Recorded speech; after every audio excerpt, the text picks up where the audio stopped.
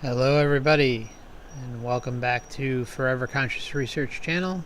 Hope you're doing well. So, this is the second stream of the night. For those just joining, excuse me, and didn't catch the last video about the channel updates and future topics that will be covered, I suggest checking that out. I will put chapters in the video because what I did is I put a list of future topics to discuss, including a watch party for the movie Soul that I'll do commentary on, and then we'll have an open panel discussion afterwards. Unfortunately, we can't do it on this platform, but I have something set up that I think will work. I'm just trying to make sure everything will go through all right. So check out that video if you'd like. If you want, and you just came into this one randomly or didn't see the last one, just hold off a little bit, and I will put chapters in there because we did have a lengthy discussion together afterwards. So, this, the topic of the night right now for this is really going to, I don't know how, I can't frame it any other way than pissing you off. And let's just assume what happens in this is real. It's disturbing. Very disturbing. So I'm just working on getting it loaded here. I don't know what the heck is going on. Alright. Hold on, I'm trying to get it loaded. I apologize. Just bear with me a few seconds. I'm telling you, this one is this one's worth it. And I don't make it a thing to call other channels out. Some of the things I've learned on my path would disturb many about what's going on behind the scenes. This is Rick, and welcome. But this one is in dire need of attention. So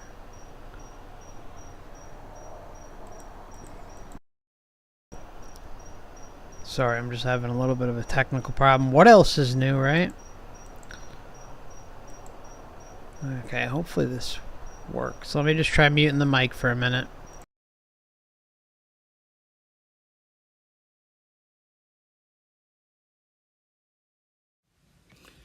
Hello everyone, this is Rick, and welcome.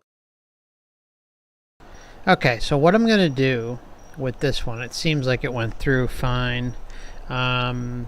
I was just having a little bit of an issue with Winamp. What I'm going to do is do a commentary alongside with Rick from Astral Club. Now, mind you, he puts his information out there, not me. Openly acknowledges it. So, I'm just going to say flat out, Rick, what's your problem? How can you do this to somebody? Let's just get into what occurred. And there's no justification for what you're about to hear, assuming it is real. Here we go. To Astral Club. The title of this episode is Astral Guide School Number 2. Yes, I didn't get kicked out. They gave me another chance. But before we get into that, I'd like to announce a bumper crop of new supporters of the... Don't worry, we're going to make sure that we pass right through that. We don't want to give any publicity to this cretin.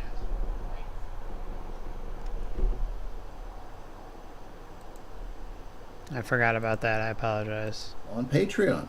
Timothy is an Astral Master. Oh, Timothy's an Astral Master. How about that?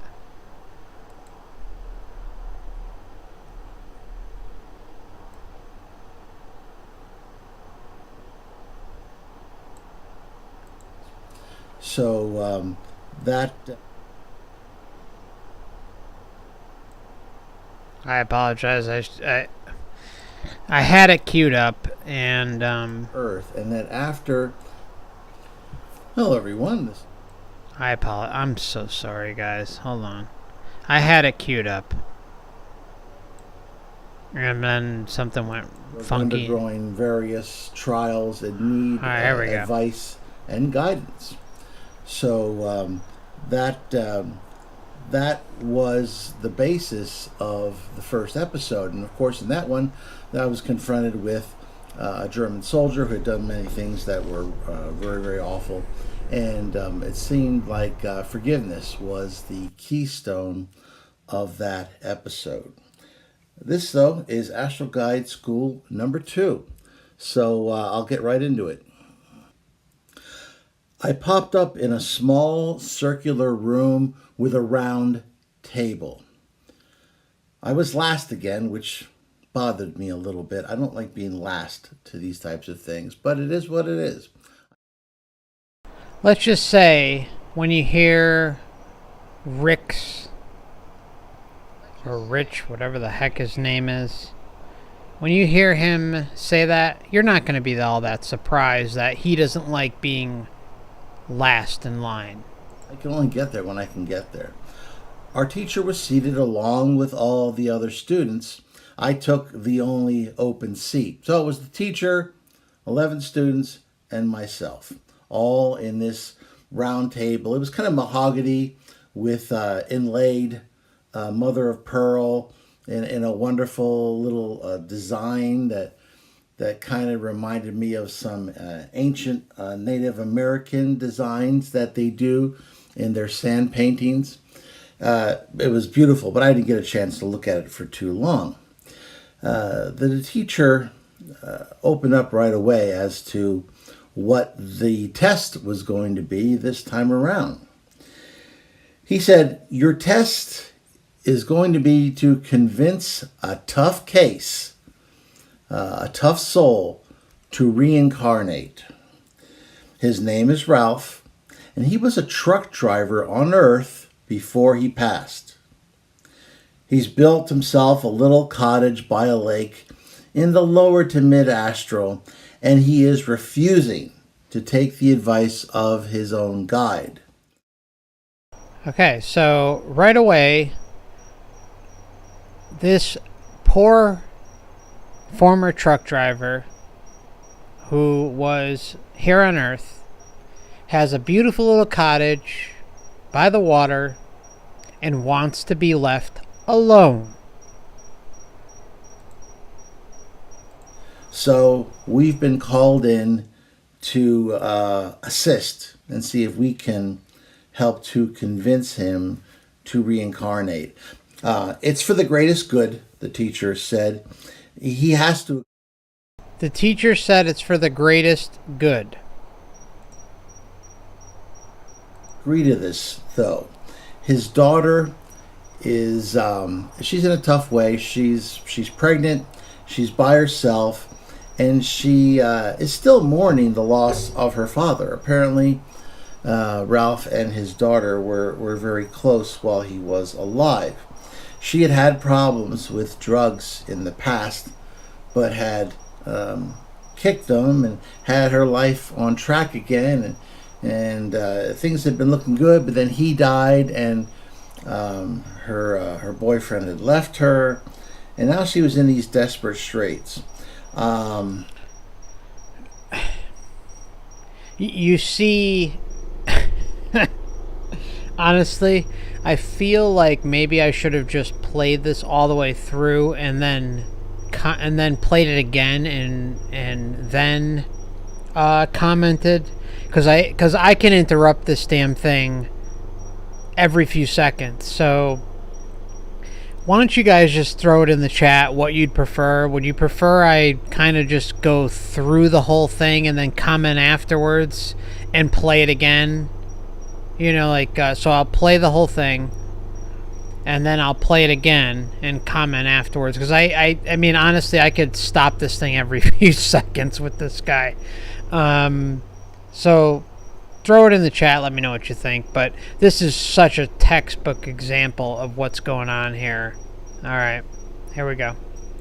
So the idea here was that Ralph would be her baby this time around, and that because of their close relationship, they would be able to grow and evolve and support one another together, and it would help them both, their soul's lessons. So this was what needed to happen, and obviously the clock was ticking, because we couldn't wait forever because that baby had to get born, and it needed a soul. I raised my hand to ask a question, and I said, look, what if he won't agree to return to Earth? The teacher looked at me and said, it's your job to see that doesn't happen. Okay, I mean, it was a very succinct answer. Very there's no succinct. doubt about that. Yeah, no But doubt. I decided to follow it up with kind of a devil's advocate type of question. I said, I don't know, outside of this particular situation, perhaps, why is it important? If somebody wants to stay here on the Astral, why is it important? Why do we have to always convince them to move on and to reincarnate once again? Great question. Well, the teacher smiled at me and he gave me this example. Now, what was cool about it is that while he was communicating this example, he used words and an example that was meaningful to me. But I could tell at the same time he was conveying the similar explanation, but it was in a way in which the others would best understand from their experience. That's possible in telepathy, especially if you're highly skilled. For instance, he started talking to me about what would happen if you had a child who, at the end of first grade, decided they had no interest in going to the second grade. They wanted to stay put in the first, or bow out of school altogether. What would you do? Now, while he was telling me this example, there was another student who I was able to overhear, if you can use that word, what he was saying to him. And I call this guy the monk, just between you and me. Just between you and me. He's the monk. He reminded me of a monk. And he was saying, what would happen if a novitiate decided they wanted to stay as a novitiate and not eventually move on as they gained more knowledge, if they wanted to stay there? So it had the same effect on him, I could tell, as this example was having on me. I mean, as a father, naturally, I respected my daughter's will and her thoughts and her intelligence. But there are certain things that, as a parent, you have a responsibility to help them understand, especially when they're at a very young stage and their brains aren't fully developed and they're not able to make, fully informed decisions. And if that had happened to her, I would have, done my best to explain to her that it's impossible to stay at that level. You need to progress. You need to go on. You need to grow. So, in the human world, obviously, that applies. But, assuming that the world was a bed of roses and was actually righteous and just, then, sure, Rick, I would agree. But in this case, considering everything we know about what's going on here and everything that you're choosing to involve yourself with, no, Rick. No.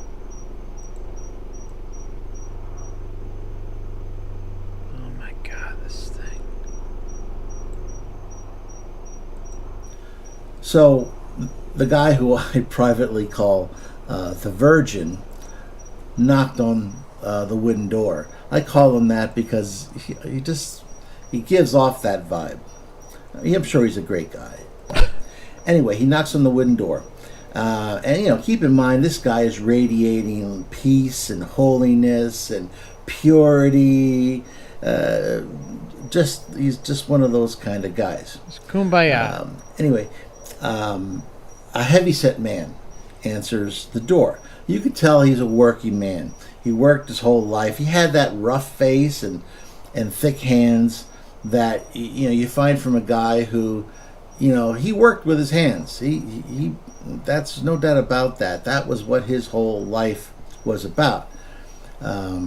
He answered the door. He said, "What do you want?" Which obviously was a little on the rude side, but quite frankly, if you knocked on my cottage door and there was a whole crew of people standing outside, I might be a little curious, maybe even a little irritated myself. No shit, Rick. No shit. Really, Rick. And yet you choose to continue to do this. Let's see what Rick has to say from the Astral Club. Well, the Virgin answers him. He goes, "I am here to convince you to return to Earth." Ralph said, "Look, I told the other guy," I think he was referring to his guide, "that I wasn't going back, so get lost." The Virgin answered him with, "You must go back to help mankind's progress." I'll be honest, when I heard this, I kind of stifled a laugh. Okay, and what the heck do we hear over and over and over in near-death experiences? You have to go back. You're on a mission, etc., etc., etc. How many times have you heard this? This is just a different form of it. This is just Rick in human form, astrally projecting and going out and messing with the guy. And meanwhile, he's admitting that he doesn't like it. He knows something's rotten in Denmark. But he continues to do it. Couldn't think of a worse thing to say to someone like this guy. And he was properly rewarded for this beautiful statement. When I was given a warning look from the teacher, so I stifled my laugh. But Ralph told him precisely what he could do with mankind's progress. And I can't tell you exactly what his words were because this video would probably be demonetized. I can tell you, though, that I believe what Ralph asked the Virgin to do was physiologically impossible, even in the astral. So that didn't get anywhere. So the Virgin, bless him, he just kind of stepped aside. He wasn't blushing because I don't think that's possible in the astral. But if we'd been in the physical, I'm quite sure he'd be blushing right now. So the next batter up was the guy that I called the monk, because he reminded me of somebody who had been a monk in past lives, and he had that type of peaceful and a very centered type personality. So he approached Ralph and said that he had to reincarnate because it was the only way for Ralph to progress spiritually. Well, Ralph indicated he had his spiritual progress right here, pointing downwards.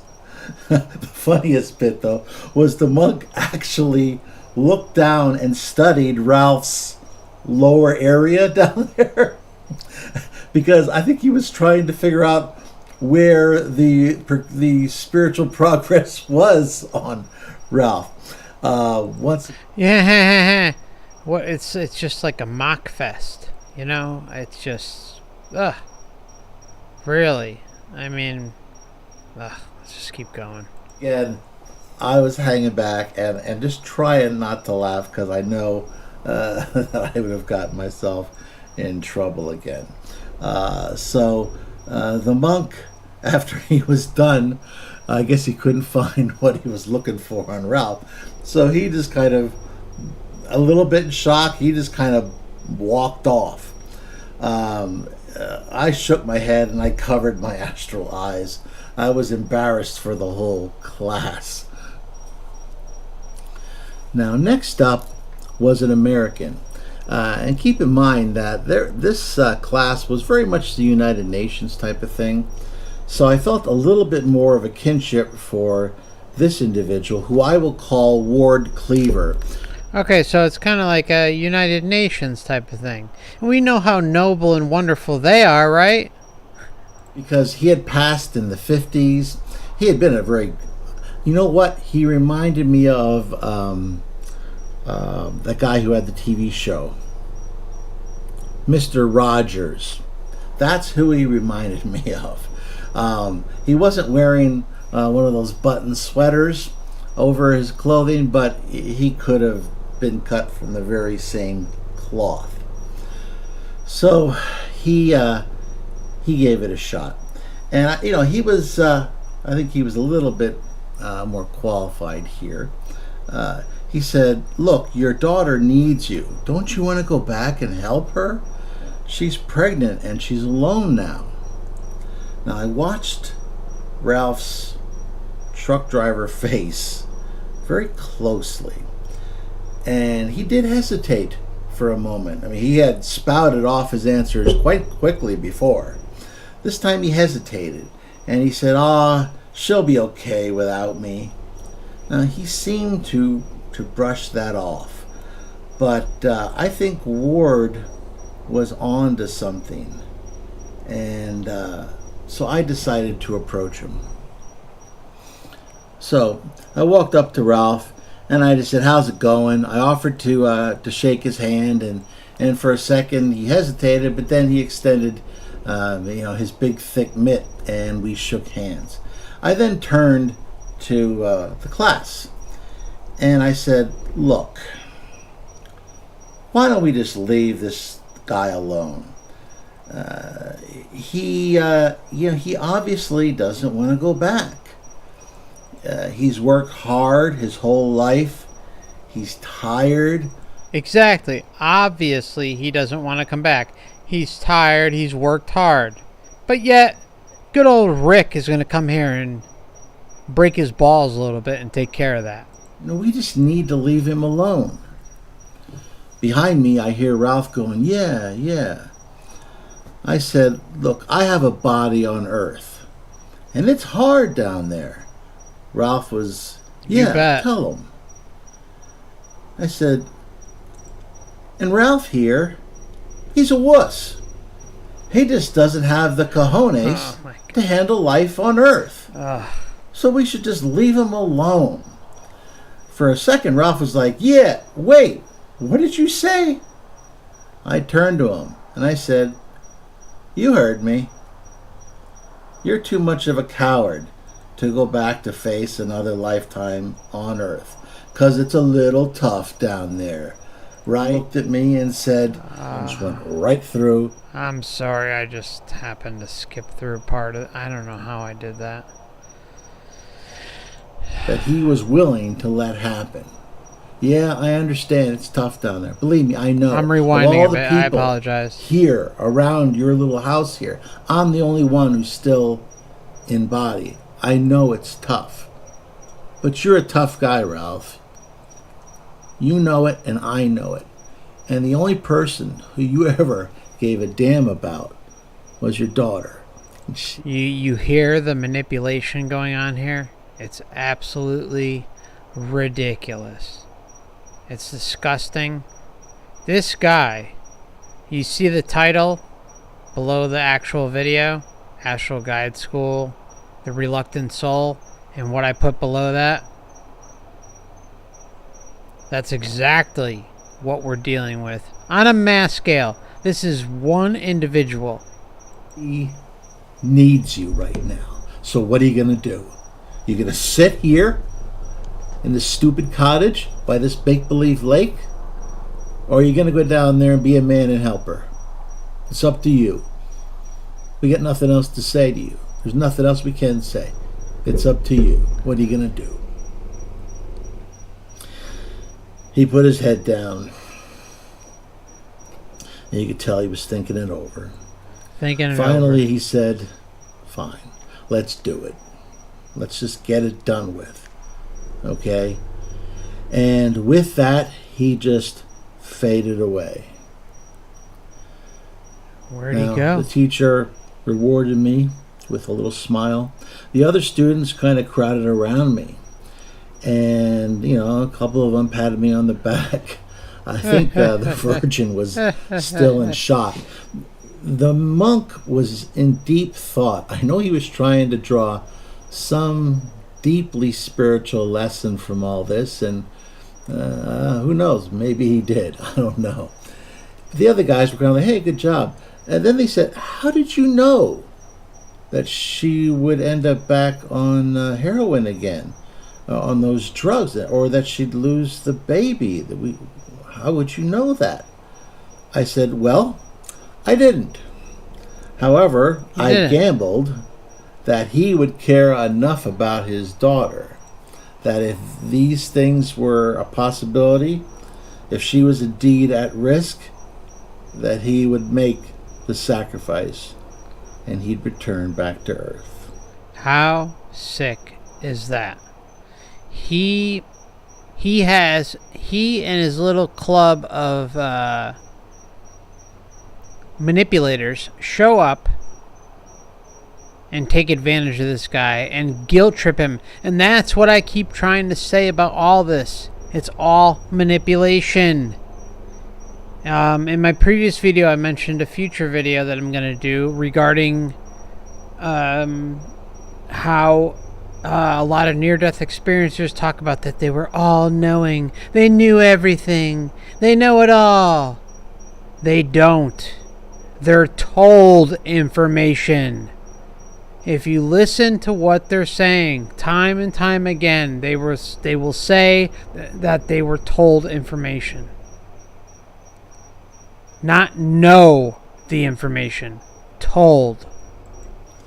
So finally, the Virgin peeked up.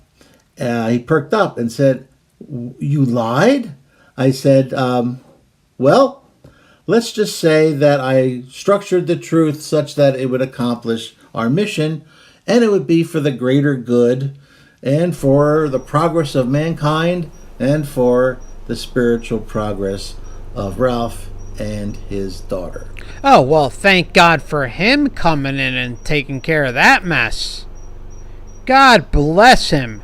Rick, you are a champion of humanity and souls from the farthest we can reach. You are a sick, sick individual. And mark it in your calendar. You are vile. And you deserve to be called out. I have never done a video like this. But when I hear you speak, all I hear is Parasite. You are vile, vile, nasty.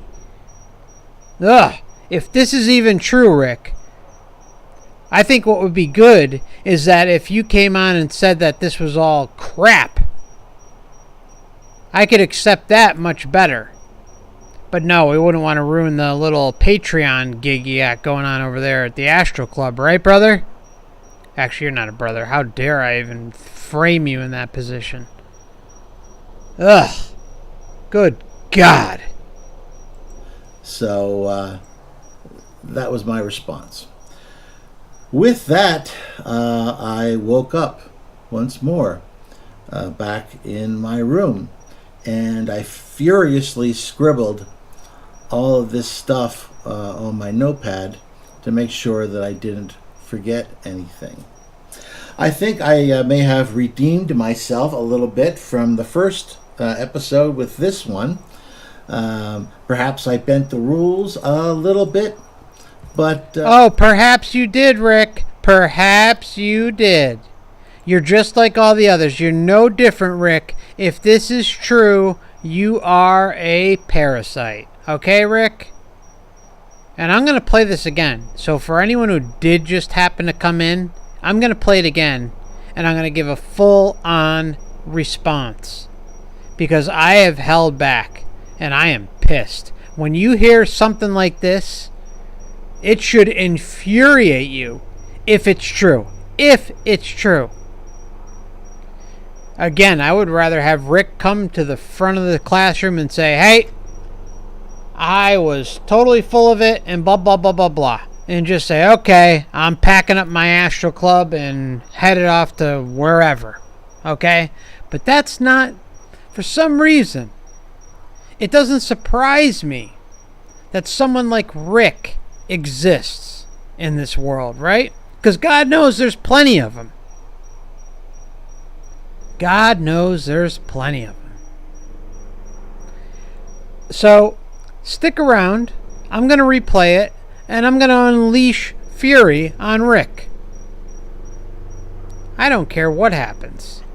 Rick, you need to check your whatever the hell is going on over there at the Astral Club. And boy, let me just tell you guys, for anyone listening, go and look at the comment section. Do you see how I highlighted my downvote?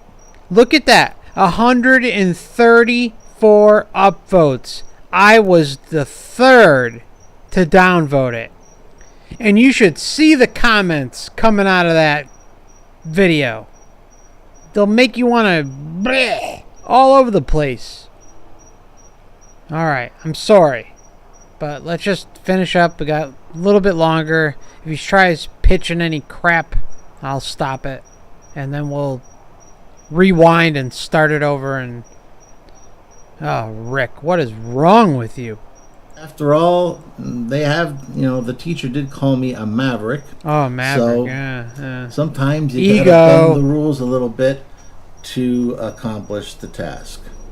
Yeah. Hopefully you enjoyed this episode. If you did, why don't you hit the like blah, button, blah, share it blah. with those No one's hitting the like button over here. No one's hitting the like button over here, Rick. I promise you that. So I'm going to rewind, and we're going to start this all over. Although I did give commentary throughout, I have to. You guys have to understand that in order for me to get this through, I have to at least pop in once in a while, and I let it go as long as I could. So anyone who just showed up, I am now going to restart what we just went over, but this time I'm going to be pausing it more often. So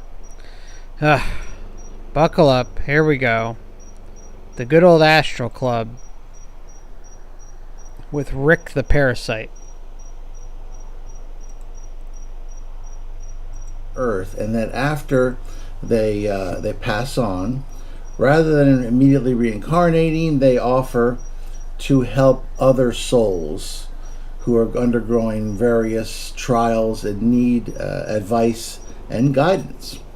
So that was the basis of the first episode, and of course in that one I was confronted with a German soldier who had done many things that were very, very awful.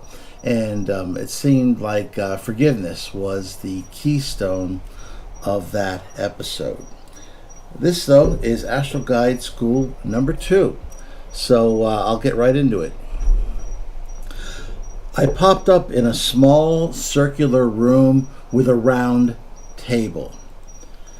I was last again, which bothered me a little bit. Okay. So, I want to throw something out there that's kind of important when it comes to someone like Rick, and I do see some comments that make valid points, particularly from Nobody, who says, to be honest, it sounds like he was tricked into thinking this kind of behavior is okay. Fair enough. I'm with you 100% that is probably his line of thinking. And that's probably many people or astral projectors' line of thinking. But that doesn't mean he doesn't deserve to be called out and put on blast for what he's doing. Because when I see something like this, it goes way beyond someone who may... again, there's a lot of ignorant things going on where we reside and in the outer astral realms, but that doesn't make it, the thing is if you listen to Rick in some of his other videos, he's well aware. He's well aware, and again, like I don't have like the clip queued up and ready to go, and you're just gonna have to trust me on this. Rick is well aware of the Matrix reincarnation soul trap, and he's even said flat out that that you know, there's a lot of contention on whether it's legitimate and this and that and blah blah blah. So he's aware of it. It's not like he's not aware of people like us and what our opinions are on this matter. So he's aware. And I specifically did a little bit of digging just in case, because you know I've never done a video like this where I put someone on blast. I just don't feel right about doing it. But given the levity of the situation and where everything goes, I just have to. I'm just throwing that out there. Okay, I'm not saying either way, but I am saying that something like this needs to be called out in hopes that Rick will see the errors of his way, and maybe, just maybe, he will come forward and eventually figure it out. And if Rick were to figure it out, I would gladly delete this video. Okay? I would. I wouldn't want to, and I would probably still leave an example of it. But if Rick came out and openly discussed what he did and how wrong it was, and made his audience aware of, you know, if he really figured out what was going on and didn't just half-ass it just to please a certain segment of his audience, or, you know, my small audience, then that would be great. But beyond that, something like this needs to be called out. It's necessary, because if Rick is one guy here doing that while he's in the physical, you know how, I mean, again, let's just assume this is all even happening in the first place, and it very well may not be. This is something that needs to be addressed, so Rick knows that if he partakes in these type of activities in the future, he will be called out on them. That's all. So I didn't, you know, mean to go on a tangent. I'm not targeting anybody or anything. So I just need to put this up to clarify.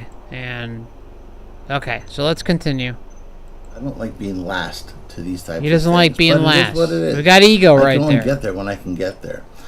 Our teacher was seated along with all the other students.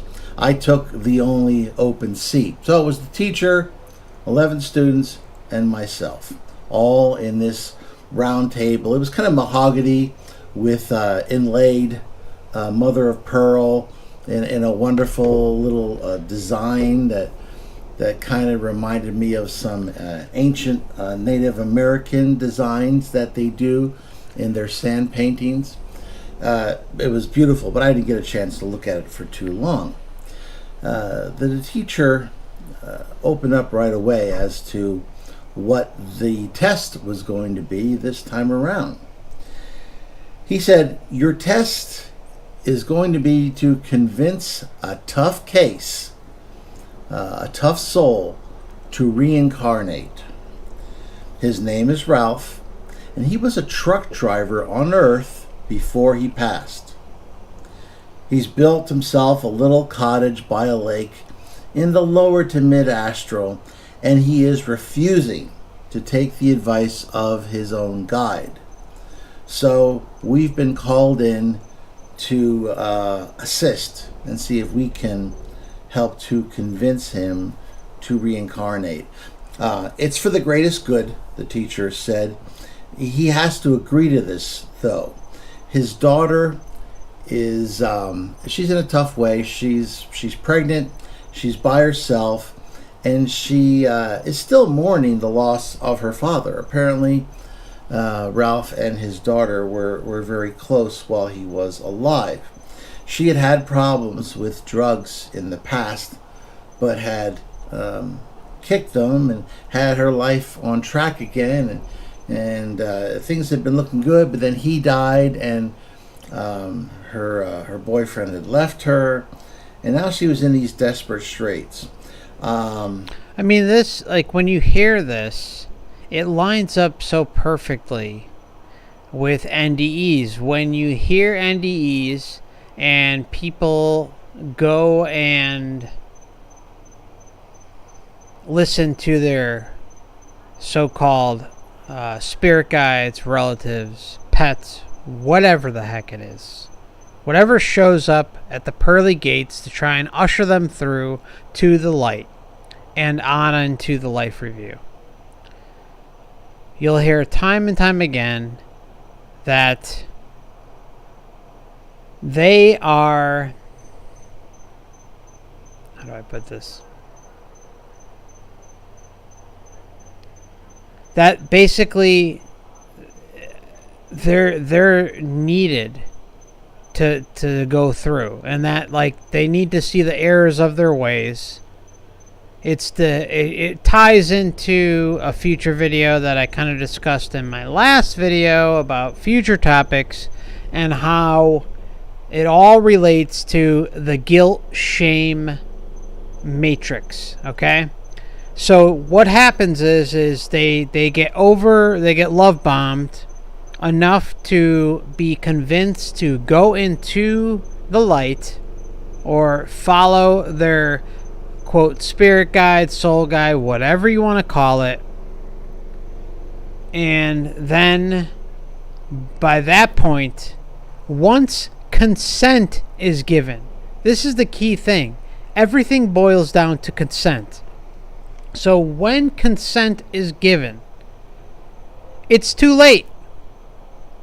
That is the bottom line with all of this that I'm trying to convey here. It's so weird to try and describe it, but when you understand that everything is rooted in consent, it makes it much clearer, because what you're doing by going with the spirit guide, your phony family member, your phony dog, or your real family member, or a carbon copy, whatever the heck is going on.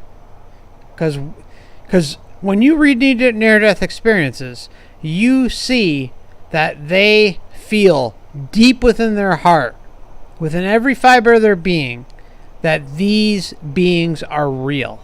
Okay? That these are who they dealt with while in the physical. And just conveniently, they are rolled out on a red carpet, one by one, until you decide to go along with the show. So, just throwing that out there. I'm going to keep going. I don't want to be rambling on forever, but let's just completely continue to dismantle Rick from Astral Club. So the idea here was that Ralph would be her baby this time around, and that because of their close relationship, they would be able to grow and evolve and support one another together, and it would help them both, their souls' lessons. So this was what needed to happen, and obviously the clock was ticking. because we couldn't wait forever because that baby had to get born, and it needed a soul. I raised my hand to ask a question, and I said, "Look, what if he won't agree to return to Earth?" The teacher looked at me and said, "It's your job to see that that doesn't happen." Okay, I mean, it was a very succinct answer. There's no doubt about that. But I decided to follow it up with kind of a devil's advocate type of question. I said, I don't know, outside of this particular situation, perhaps, why is it important? If somebody wants to stay here on the astral, why is it important? Why do we have to always convince them to move on and to reincarnate once again? Well, the teacher smiled at me and he gave me this example. Now, what was cool about it is that while he was communicating this example, he used words and an example that was meaningful to me. But I could tell at the same time he was conveying the similar explanation, but it was in a way in which the others would best understand from their experience. That's possible in telepathy, especially if you're highly skilled. For instance, he started talking to me about what would happen if you had a child who, at the end of first grade, decided they had no interest in going to the second grade. They wanted to stay put in the first, or bow out of school altogether. You see, what's good for the goose is good for the gander, according to Rick. Think about it. There's something inside him. And Rick, this is where I'll give you a pass. It seems like, in one sense, you completely understand that if this poor trucker wants to be left alone and not bothered and just live in his little cottage by a lake or whatever's going on, and then in the same breath, you're also saying that, okay, well, whatever the guides are telling you makes up for it due to spiritual growth. Come on, Rick. Look, and I'm just going to throw this out there. From what I gather about Rick in this Astral Club, it seems like it's been around. I don't know how new it is. It seems like it's been around for a while. Don't quote me on that. I'm just throwing that out there. And make of it what you will. But, okay, let's continue. What would you do? Now, while he was telling me this example, there was another student who I was able to overhear, if you can use that word, what he was saying to him. And I call this guy the monk, just between you and me, because he reminded me of a monk. And he was saying, what would happen if a novitiate decided they wanted to stay as a novitiate and not eventually move on as they gained more knowledge, if they wanted to stay there? So it had the same effect on him, I could tell, as this example was having on me. I mean, as a father, naturally, I respected my daughter's will and her thoughts and her. But you didn't respect the trucker's views and thoughts, right? You didn't just decide, oh, okay, I'll leave him alone. But, when it comes to my daughter, that's another story. Intelligence. But there are certain things that, as a parent, you have a responsibility to help them understand. Especially, and fair enough. As a parent, anyone can understand that you want the best for your child. But let's get real here. We're not talking about someone who's in the physical. We're talking about someone who's up in the astral, alone, wanting privacy, who is who knows where in his own personal evolution, and good old Rick and his club of parasites decide to come knocking on his door. When they're at a very young stage and their brains aren't fully developed and they're not able to make, fully informed decisions. And if that had happened to her, I would have, done my best to explain to her that it's impossible to stay at that level. You need to progress. You need to go on. You need to grow. Stagnation might feel safe, but it's the stagnation of a mosquito-filled pool. It's unhealthy. You need to grow. Everything on this planet needs to grow, because when it stops growing, it begins another cycle, which is the other cycle. So growth, it's not an option. It's a necessity. So all of this made sense to me, and I think it certainly answered my question.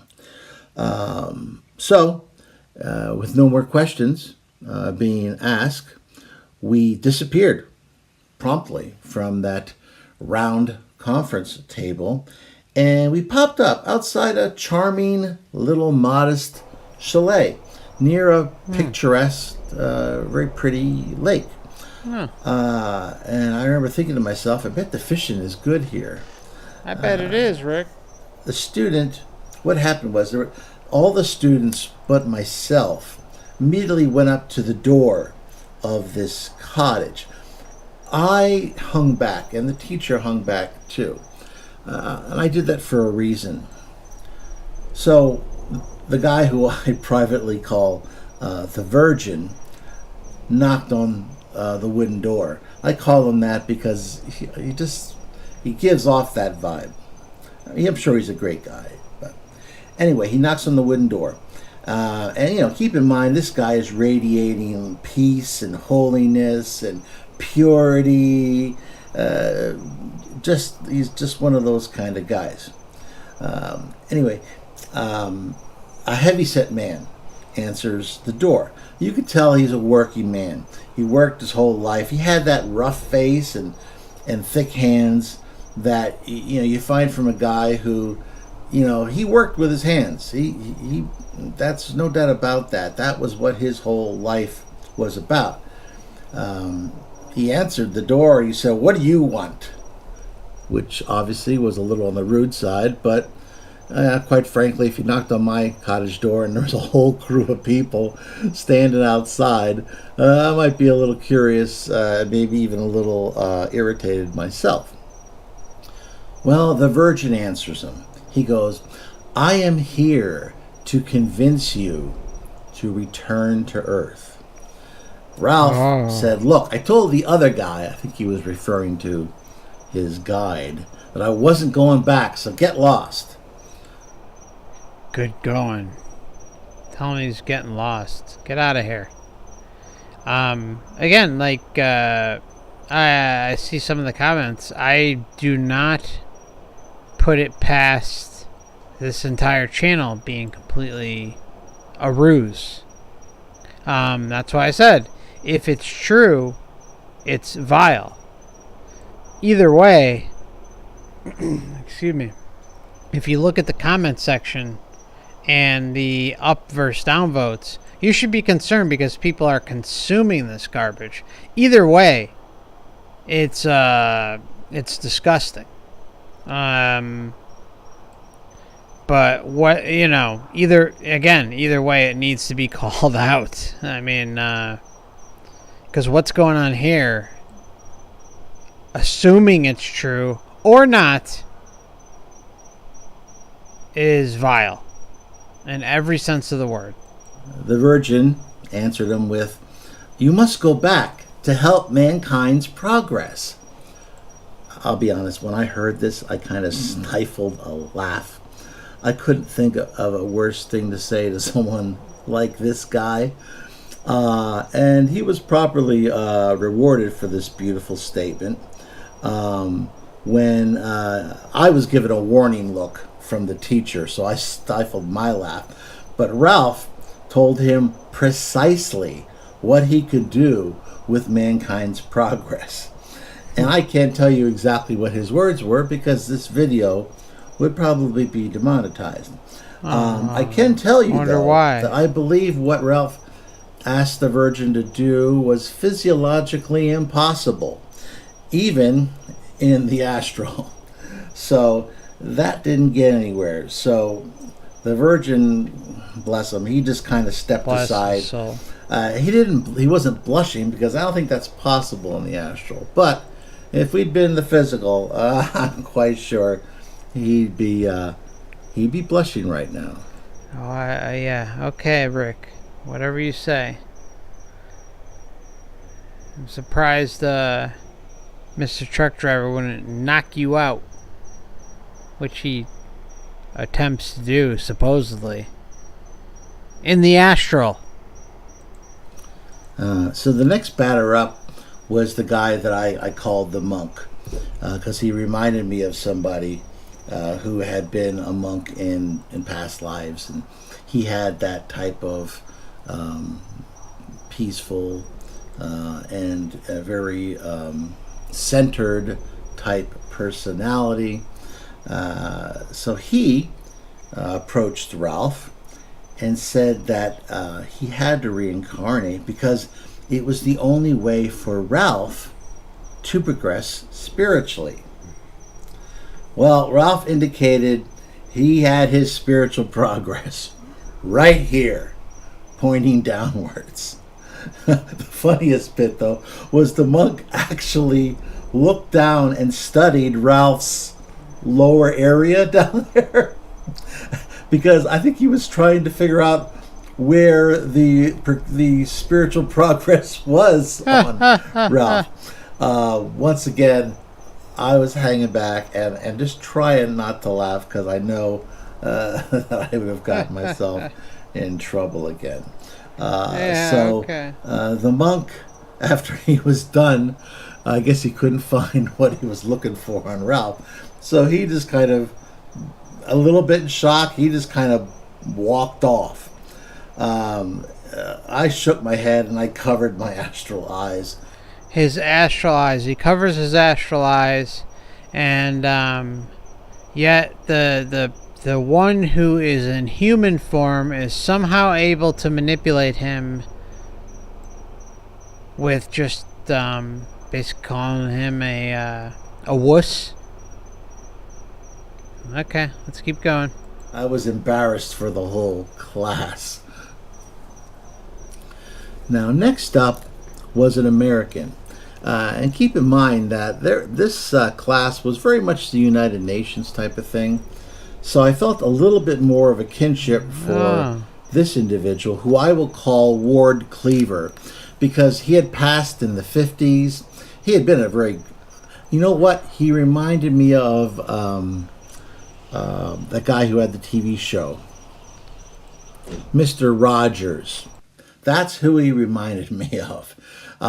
He wasn't wearing one of those button sweaters over his clothing, but he could have been cut from the very same cloth.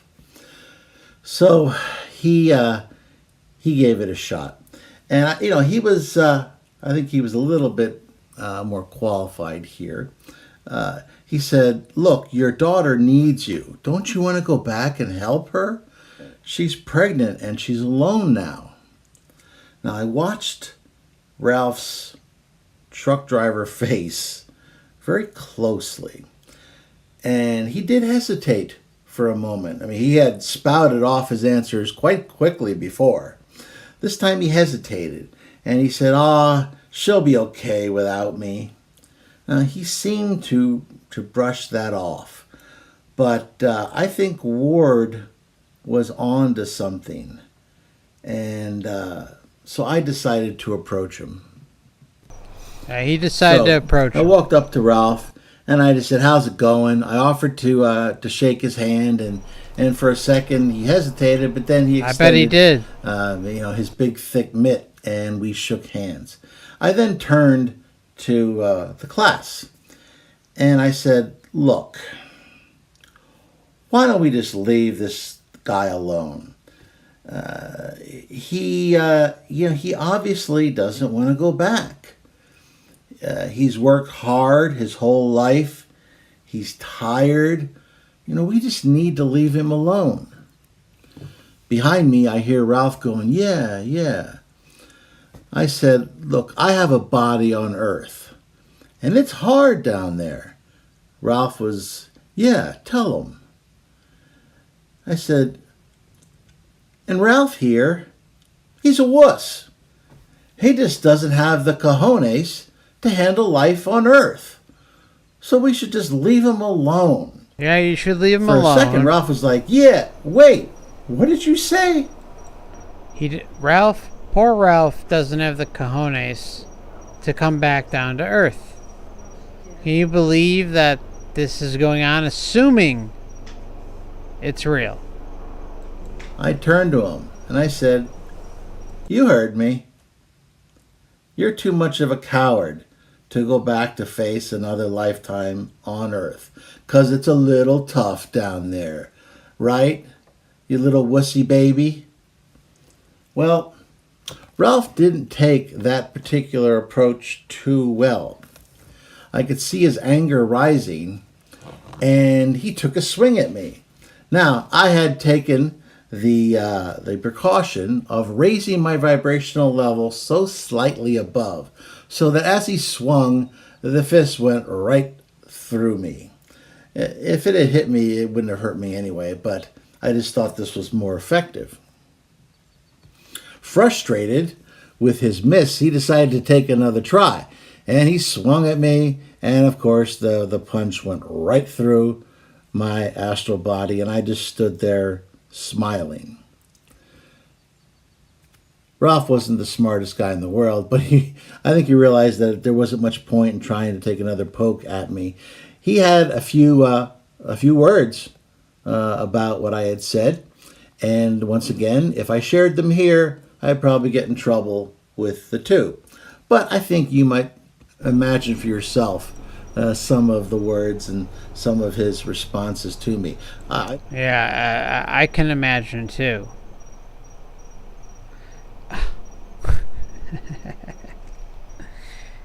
I mean, seriously. Either way, this is a lose-lose situation, right? And I'm telling you, you go to this. Well, let me just say this: I don't endorse clicking play, but I do say go and look at the comments for this horrid channel.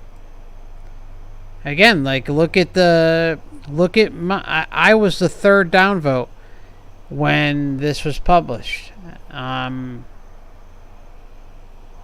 back in April, beginning of April. And you should see the comment section. It's sick. Either way, this is a lose-lose for anyone who runs across it. It doesn't matter whether Rick is full of it or not, because it seeps its ugly, nasty pores into humanity and people who are questioning things. And imagine you're trying to learn astral projection, and you go to this guy. It's a lose-lose no matter what. There's no way to wipe the floor and say, okay, well, Rick's misled and this and that. Yeah, fine. Okay, let's just assume Rick is misled. He's a parasite. No matter how you slice and dice it. Just let him vent, and I had a nice little smile on my face the whole time. When he finally got tired and calmed down a little bit, I told him that his daughter needed him, and that if he didn't go back to help her and support her, she'd end up back on that same heroin, and she'd probably lose the baby too. And is that something that he was willing to let happen? Yeah, I understand it's tough down there. Believe me, I know. Of all the people here around your little house here, I'm the only one who's still in body. I know it's tough. But you're a tough guy, Ralph. Yeah. You know it, and I know it.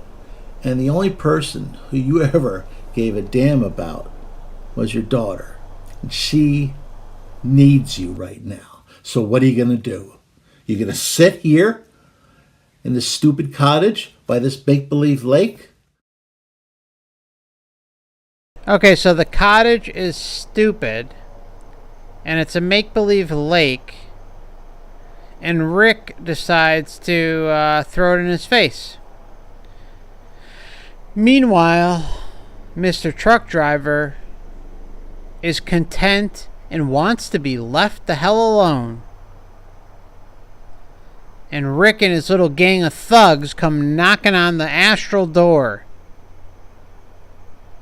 Come on now. Come on.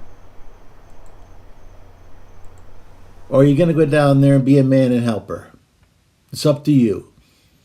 We got nothing else to say to you. There's nothing else we can say. It's up to you. What are you going to do?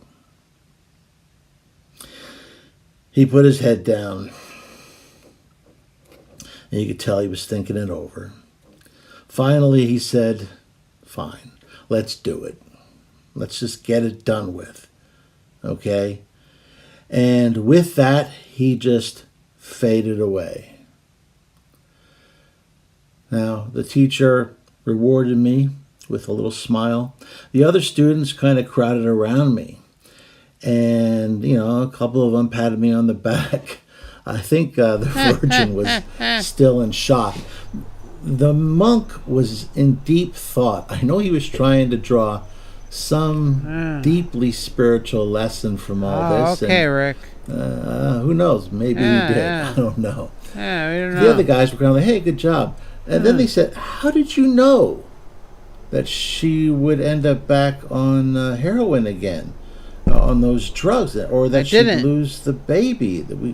How would you know that? I said, well, I didn't.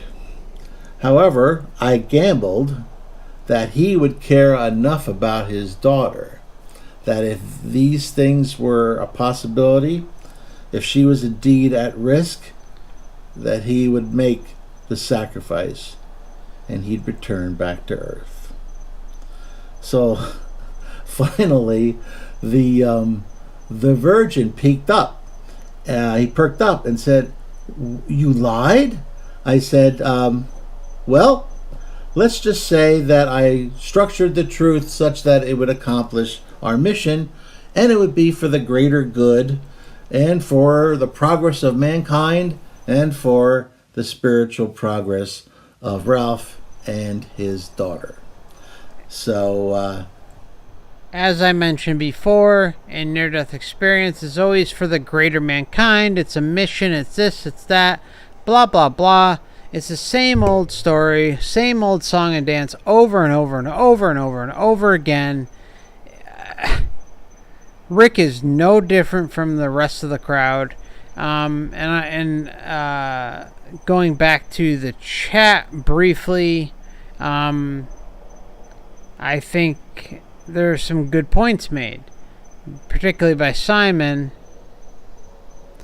Simon mentioned one nauseating, sanctimonious, egomaniac, you know what? To be misguided but have good intention is one thing, but to condemn souls to return here through guilt, afterlife is cruel beyond belief. And that's kind of what all this boils down to, right? Because this is what we see time and time and time again. We see it in near-death experiences. We see it in pre-birth memories. We see it in shared death experiences to an extent. And we see it in the astral realm as well.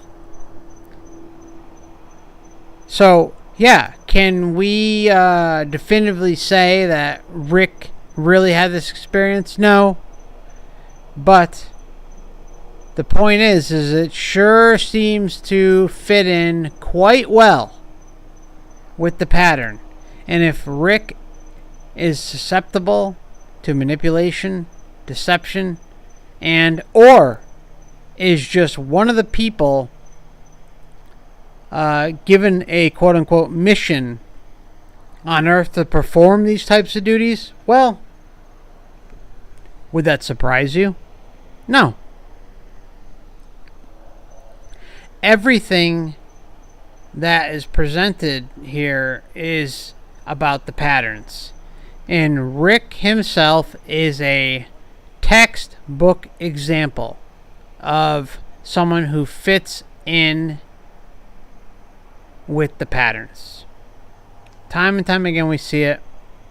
I can't go much farther than that. I mean, of course, there are going to be things that I present on this channel that could be questionable. And Rick's experience and the Astral Club may be one of those. But we just have to take it as a possible example and move on, right? So let's continue and finish up Rick's testimony. It's not that much longer. That was my response. With that, I woke up once more back in my room, and I furiously scribbled all of this stuff on my notepad to make sure that I didn't forget anything. I think I may have redeemed myself a little bit from the first episode with this one.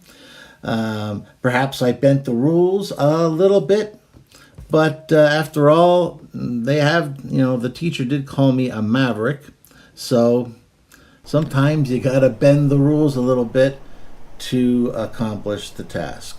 Okay, so we can tell that Rick is filled with ego, arrogance, and wanting to fit in, just like a lot of other people we run across while we're down here. And he admits it. Kind of like there's I'm not even gonna get into it, forget it. There's a channel that came across here and kind of spouted the same bullcrap. But to each their own, right? The bottom line is everything I'm trying to run across on the channel is about sovereignty and liberation at the time of our physical death. So Rick is a prime example of someone who's trying to prevent that from happening. And we're at the end of the line. There was a commenter earlier who had mentioned that, in 150 years, there will be no option. It doesn't take much to consent to being thrown over the edge and coming back here, or being under the crux of quote-unquote astral schools until you submit and come back here, because that's the end goal. Over and over and over, all I see is the endless efforts to get us back down here. They, in one breath, you will read that you are able to spend as much time as you want in the astral realm, and do this and do that and have a grand old time. And then in another breath, you'll start to notice the gradual breaking down of the soul, the spirit, whatever it may be, until they are strong-armed to coming back here. But it requires consent. Everything requires consent. Please, if you're going to take anything from this video, and even at the beginning, Rick himself said he needs to consent. He needs to agree. Okay? That's the overlapping message or overarching message that is constantly presented with all of this stuff. You have to agree to this. The problem is, and this will lead into the video I do in the future regarding escaping the Matrix Reincarnation Soul Trap. And I'm trying like hell to get it out there as soon as possible. But the overarching message is this, is that you can go and you can stay as long as you want in the astral realm. But eventually, some group like Rick and his little goons are going to come knocking at the door trying to get you to reincarnate back here.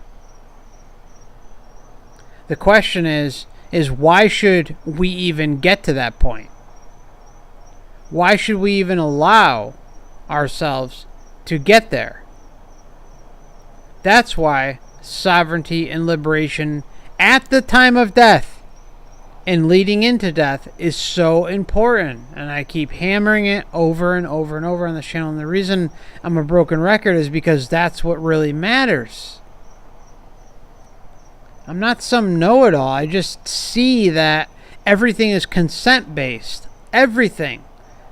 So the objective is to put up a blockade immediately at the time of death so you don't fall and become susceptible to the bag of tricks that are ready and waiting to take advantage of you. Because once you cross over, that's it. I don't know what happens at that point. Nobody knows. Once you cross over and agree, consent to go with spirit guides to the light or the life review or whatever the hell is happening. That's it. I don't know where it goes from there. But from what I can tell, it seems that the consent is everything. And once you agree to cross over and go through that light or go through the life review or whatever the hell's going on over there, that seems to be the breaking point. Because by even just going along with your so-called guides or your gurus or your family members or your pets, that seems to be all that it takes. It doesn't seem to take much. And if you're in a cloudy haze at the time of death, like most of us are, remember, I like to call it the sweet spot, because when you're in the process of death, you also have premonitions, you have deathbed visions, you have all this wackiness going on. Okay? And if you're listening and agreeing in advance, before you even freaking cross over, to go along with these so-called guides, family members, pets, whatever the hell it is, gurus, Jesus, Muhammad, Buddha, whatever the heck is going on, that seems to be all that it takes. So why would you not want to, assuming you don't want to come back here? If you want to come back here, by all means, do whatever you got to do. But if you don't want to come back here and you've had enough and you see where Earth is headed on a societal level, my strong suggestion would be to immediately, once you know that you're crossing over, that you put up a shield immediately. I don't care what you think of what's going on. Put up a shield and just say nothing on the exterior, no matter how much it presents itself, will impact me. You go to your higher self and you say, I want out of here. Nothing can influence me or come in my way at this moment. Because remember, everything is based on consent. It's all based on consent. You have to agree. Once you agree, I don't know what happens from that point forth. They can throw you around in this so-called wheel or ring. It's been named all sorts of things, but the point is something clearly exists that traps us into it. And if you don't declare yourself free and sovereign immediately when you cross over and leading into death, I don't know what you can do. I don't know how you can get out of it, because there's all sorts of weird crap going on in the background with soul schools, and I mean, good Lord, what is going on in the background with all this is absolutely insane. And if any level of it's true, any of it, the point is that you should be thinking about your sovereignty and liberation almost pretty much daily and sending that message out there. All I ask all the time when I say these things is think about it. Would you rather take the risk not at least attempting this, or would you rather roll the dice and see what happens? Because once you get to whatever the heck point it is where you cross over, I don't know what happens.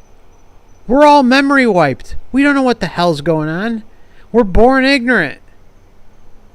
So do you want to roll the dice and take that chance? From a personal standpoint, for me, I'm saying hell no. I won't even let it get to that point.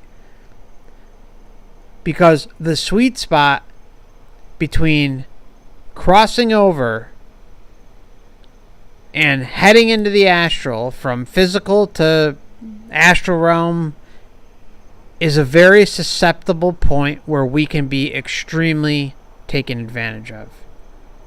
And I just keep saying, is it worth it?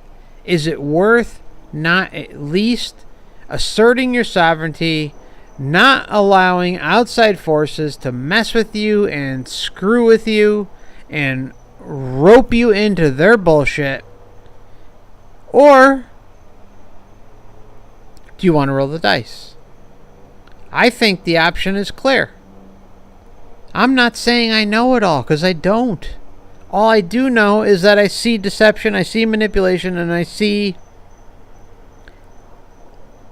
a lot of craziness, alright? Where we are taken advantage of. Do you really want to roll the dice and think about coming back here when transhumanism is alive and well and roaring its ugly head across the world? I think not. I think most of us here would say, hell no. So that's what we're dealing with. Because we don't have all the answers, the easiest answer about asserting sovereignty and liberation at, up to and leading into death seems to be the most logical plan of action. I don't know how else to frame it.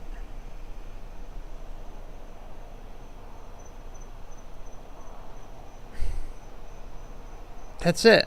So I don't know. I just think that's where we're at. I hope that some of this is ringing true. I don't know. Again, I'm not some know-it-all. I don't know all the answers, but I like as above, so below, right? What's going on here now? Absolute insanity. So do you really want to take a chance? I don't, and I'm not. So just throw out a message. Every once in a while, just throw out a message that, I would say daily. Because remember, we have the conscious mind and we have the subconscious mind. And according to scientists, we only have access to 5 to 10%? So where the hell is the rest of it? Is it sitting up in some astral cloud quarantined? I hate using that word, but is it quarantined until we're reunited, but then we're dealt with some interruption leading up to and into death? That's what I keep trying to say. It's like, I don't know. I don't know all the answers. But I do know that there's something really rotten going on. And I just keep continuing to kind of push the narrative, like, assert yourself. Assert your sovereignty, assert your liberation. You're not going to stand for anything but freedom. Anything but sovereignty. That's the bottom line. And just send it out there. couple times a day, once a day, whatever you're comfortable with. You don't have to be obsessed with death. You don't have to be obsessed with this and that. But as long as you're throwing it out there, so you're throwing out that message to your subconscious, so when the time comes, you can connect with it. You know what I'm saying? If you're throwing it out there enough, constantly, over and over and over again, you're gonna be able to tap into that when the time comes. And you can even tap into it through meditation and working on astral projection on your own. I mean, really, what's going on here is mind-blowing. And I'm trying to get a few people onto the channel for an interview. 2 in particular. And if I can get them on and have them... One of them I know will open up based on his work. But the other is kind of... It's clear that he knows what's going on. And he's a well-known person. But it just gives credence to what I'm saying. And I think it's really important that people who have spent their entire career and lives in these fields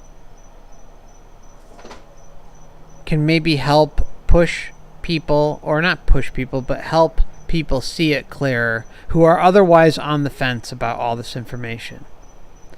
Because what the hell does it matter, about some crap going on out there with Biden or Trump? You can go on and on and on. All that stuff is distractions. Doesn't it make sense that everything is a distraction in order to take you away from the most gargantuan truth of all? And that is the fact that we are freaking in a prison cell, some sort of weird, creepy system. And all it takes is looking at where everything is headed right now. Do you really want to roll the dice? I'll just keep asking that. Do you really want to roll the dice that maybe this information might be true? That maybe everything that's going on here occurs for a reason, all in an effort to keep you here? I think I'll leave it at that. We're done. Hashtag last timers, right? That's it. I hate saying hashtag, but last timers, we're done. This is it. This is the grand finale for a lot of us. Just just keep it in your mind. That's all I'm saying. I know I come off a little wild with this stuff on occasion and yada yada yada, but I'm saying it because I know what's going on. I spent a lot of time looking into it, and I'm not some know-it-all, but I know what I know and I know what I don't know. Hashtag last timers. That's right. Last timers. We're done. So yeah, I think I'll leave it at that. Rick, if you're listening to this, I don't know what to say. I hope you find the errors of your ways and do retraction. And if you ever do decide to do that, get in touch with me, because I'm not expecting much, but if you decide to look truthfully inside of yourself as to what you decided to publish and make people aware of what's going on, then great. But I'm not expecting it at all. The one thing you'll find when you and this will be in a future video, like I had mentioned previously this evening in a separate video. You'll start to see there's a lot of arrogance, a lot of ego going on with this topic. A lot of people telling you where you should go, what you should do, this and that. If you've been listening to this channel for even the shortest amount of time, the one thing I keep saying is sovereignty and liberation. I'm not telling you to go to a guru. I'm not telling you to do anything. I'm trying to just say, do you. Search within you. Don't let outside forces say that you should be doing this, you should be doing that, you need to go here. I'm going to bring this up again in a future video. I had some guy, and I almost didn't want to even mention this, but I think it needs mentioning because I know some people watching this video right now are subscribed to them, and I'm not going to call him out by name. He knows who he is, and the people listening who listen to him know who he is. I had a person who has a channel come to me and start talking about what his plan was. And he claims that he grew up in an Eastern-based belief system. Okay? That's great. He knew nothing about me and started hurling all sorts of weird things at me without even watching a video. Whatever. It happens. So I, put out some responses to him, and even after supposedly he watched some videos of mine, he said that his plan, get this, wait till you hear this, his plan is to, when he dies, get a ship and help souls cross over. Now, basically what he's regurgitating is a plan to live out the fantasy of the movie Soul. And again, I'm doing as a side note, I'm doing a future video where, or a gathering, like a watch party, where anyone can join. All I need you to do is just shoot me an email, and we'll talk. I'm gonna cover Soul from start to finish with commentary, and then afterwards we'll have like an open panel discussion, and anyone can pop in whatever their views are if you want to take notes during it. I do suggest that everyone watch the movie at least once or twice prior to the watch party, but heck, if you can't do that, then still feel free to join. I just want to let you know that when I'm going to do that, it will be the movie will be paused regularly while we watch it together. Unfortunately, I can't do it on this channel, but I have, for anyone who wants to join, email me, foreverconsciousresearch@gmail.com, foreverconsciousresearch@gmail.com. No channel in there. And just in the title of the email, just put Soul Watch Party. And then once I have a date and time figured out, I will shoot you an email out with how to join the watch party. Everyone is welcome. Everyone can say whatever they want to say. But anyways, what I'm going back to is this person said they're based in Eastern beliefs. Supposedly they grew up in an Eastern-based system,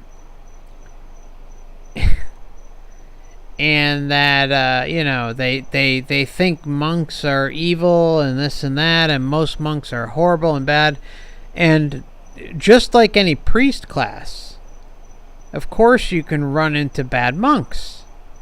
I don't know what sect of Buddhism or Eastern philosophy that he ran into, but apparently it wasn't good, along with his mother.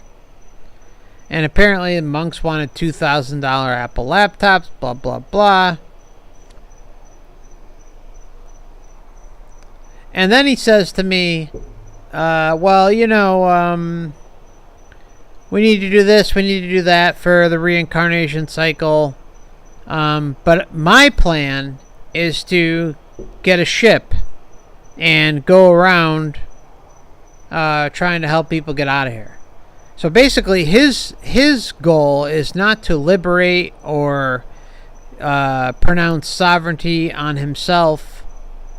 It's to have an astral ship roaming around and helping people supposedly get out of here.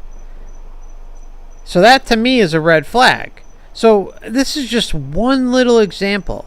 And we're looking at Rick right here. That's another example, right? Take it for what it's worth. So, I mean, when you have people telling you what you should do, what you should follow, and if it's anything but escaping here, your red flags and your discernment meter should be flying off the roof. I don't care what they're saying. Because you know how the Eastern belief is the true Eastern belief is escaping the wheel of samsara. That's what it's all about. It's not about, oh, well, you know, I'm gonna, when I die, I'm gonna roll up my astral ship and play out the movie Soul and go with that and supposedly help people. Now, if his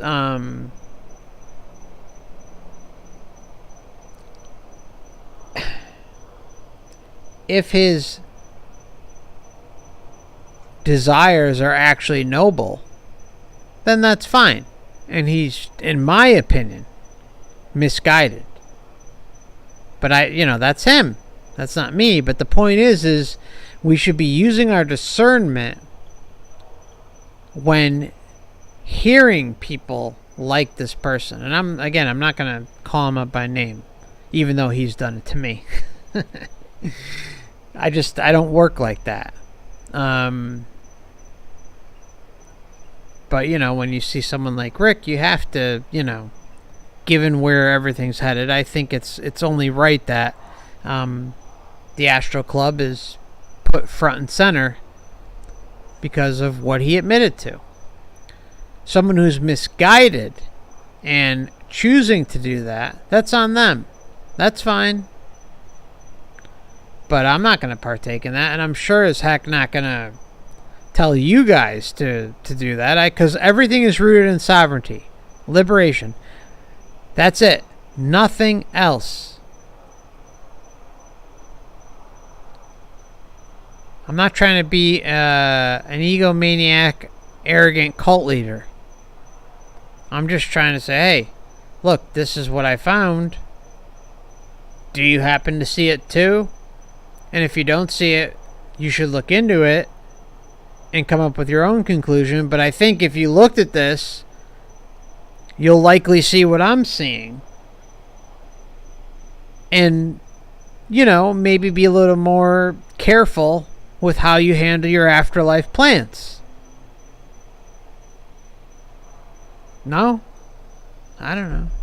I'm just throwing it out there. Everyone has to do what they need to do for themselves. But if sovereignty and liberation is not at the forefront of all of this, and people are telling you, oh, well, just think about this. This is going to be in a future video. I know I'm kind of just on a total tangent right now. But think about this.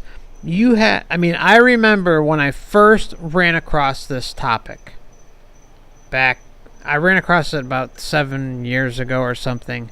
And something rung true to me. And then it was a few years of kind of dipping in and out of the subject.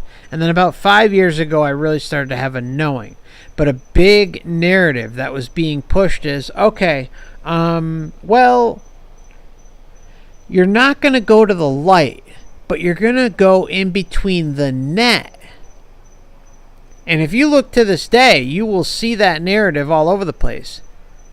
So someone is still telling you what to do. Someone's saying to you, go in between the net. Don't go to the light. Don't go to the white light. Don't go to the golden light, or go to the golden light, but don't go through the white light. Oh, but okay, then you got to go in between that. Blah, blah, blah. You see how when someone is directing you and telling you what to do, how that could possibly become a gigantic problem. Right? No, I don't know. I'm just saying. I don't have all the answers, but the answers that I do have, everything roots back to consent. So if you're consenting yourself to go to the white light, if you're consenting yourself to go to the golden light, if you're consenting yourself to go in between the net, if you're consenting yourself to go to the void or whatever the hell it is, via suggestion, you should be, your alarm bells should be ringing off the hook. And if someone is saying that sin and karmic this and that, you should be concerned. Because what did this guy just show you? This guy Rick in the Astral Club talked about how there's consequences and they have to work on their karma and this and that and blah blah blah, and they need to fulfill a mission, on and on and on. You see how it's the power of suggestion, the power of ego, arrogance, and direction that can get us in trouble, because what does all of that lead to? Us releasing consent. See what I'm saying? That's all I'm trying to put forth here. I'm trying to say I don't know all the answers. I don't. All I do know is that everything is consent based. And it seems like all it takes is a little mess up, a little screw up, to get you sucked back in this system. And it might not happen in 100 astral days or 200 astral days or 500 years. The point is eventually you're going to have goons like Rick and his little crew showing up at your little lakefront cottage where you're peaceful, you're just content and doing your thing, and they're going to come knocking at your door trying to get you down there and guilt trip you to go be with your daughter. See what I'm saying? I don't know all the answers, but everything goes back to consent. All of it. So I think right now I will leave the end of the rant and analysis of Grandmaster Rick here, and I'll see what was being said in the chat, just for like maybe 10 minutes, and then I'm probably going to leave it at that because we've been going a while. But I just really hope the driving narrative I'm trying to push here is sovereignty and liberation. I mean, I can't stress it enough. And, I know I don't put forth the best delivery on all this stuff, but this is the only way I know how. And I don't ever want to come across like some know-it-all, because I don't know it all. I freely admit that.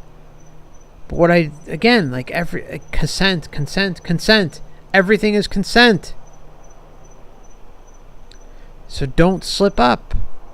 If you don't want to come back here. If you want to come back here, don't even watch. There's no reason to watch.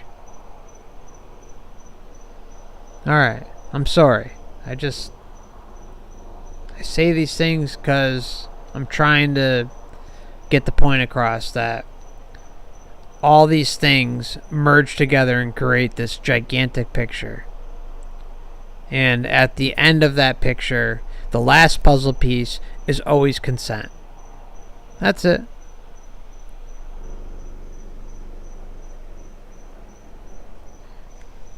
Alright, so I'm just... there's no way I'm going to be able to go through the entire... Oh. Looks like stream's having an issue. Hopefully not.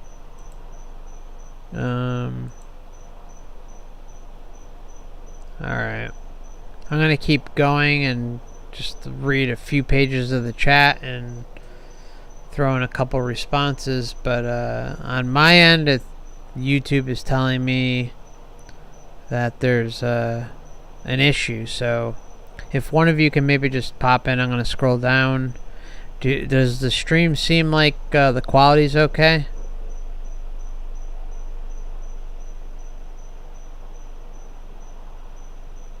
That's right, I do not consent. Do not consent. No consent, nothing. And remember, all of the... just think about all those stupid... I kind of brought it up in the previous video about future topics I'm going to discuss. About not consenting to even those stupid terms of service agreements or cookie agreements, all that crap that we see over and over and over again. Everywhere we look, just ignore them. And if you really want to see something and it's totally blocked out, use the Wayback Machine. If you use the Wayback Machine and copy and paste the URL into the Wayback Machine, you don't have to accept the cookies and all that crap. You might not get the most up-to-date link, but if you want to look at a particular website of some certain set of information or what have you, use the Wayback Machine and that terms of service agreement does not pop up.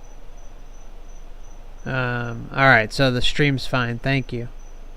Alright, so I'll just scroll up really quick. Illusion of Reality says, Why Buddhism is True is a really good book. It's not a religious book. Yeah, I'm actually very familiar with that book. It's a good one. I actually have a copy of that. Read that, I don't know, 3-4 years ago. Yeah, it's mostly about meditation and rational thinking. Yep. But just to throw in, because I think it's important, is there are... I was very lucky that I was able to join a few Buddhist groups that were not like culty or high pressure groups, because true Buddhism is a philosophy. It's not religious based, but there's a lot out there that are high pressure groups, and they've tainted it. But a true Buddhist, in my opinion, will talk about exiting the wheel of samsara, which is exiting the wheel of reincarnation, exiting the wheel of dharma, whatever you want to call it. But yes, it was very helpful. It's a good book, well written, and breaks down meditation, rational thinking, not overthinking the monkey mind, that type of stuff. Nobody says Illusion of Reality. I really like that book. Yeah, it's a great book. Nobody, great book. Simon says, "You're humble in what you don't know, FC. That's what separates you from these shills." Yeah, there's I appreciate that. Thank you. There's a lot of people. I try to, if I notice I get something wrong, I try to acknowledge that. And what I don't know, I don't know. What I know, I know. And I try to not talk about things I don't know. And when I suspect something but don't know, I say it. And that's why I think the whole consent thing seems so blaringly obvious. Right, guys? It seems like that's the whole ball game with all of this. PKOSB says they use fear, always making death look like the worst when it's not. Yeah, the whole thing with death is absolutely absurd. It's they've conditioned people to be fearful of death when it should be a celebration. You're leaving this material 3D world and moving on. The problem is there's a whole host of things going on in the background after that you have to dodge if you're in the know. But it seems like it doesn't take much to shut all that down by asserting your sovereignty and putting up some sort of shield or force field for your own well-being until you can exit this matrix and its subrealms completely.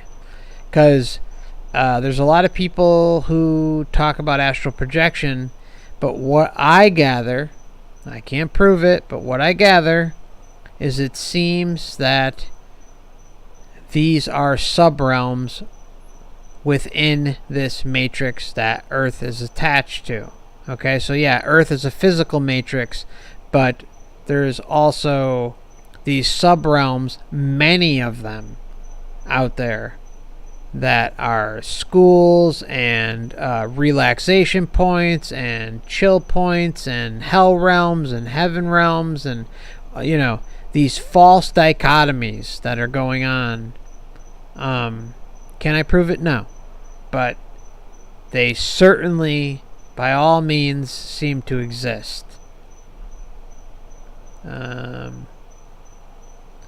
Simon says, imagine what's going on upstairs. Yeah, as above, so below. It's